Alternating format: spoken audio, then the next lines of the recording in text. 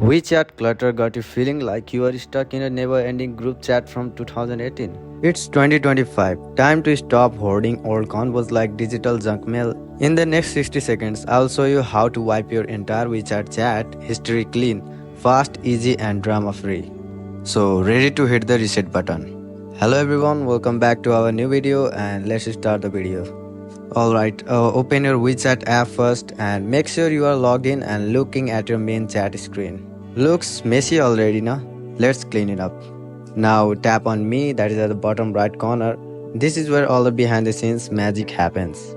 From here, hit settings and then tap general. Scroll down a little and tap chat history. This is the vault where all your WeChat messages live and where we are gonna launch a full-blown cleanup operation. Now hit clear chat history. After you clicked on it, once it's gone, it's gone. No backups, no take backs. So first make sure and then tap on the hit clear button.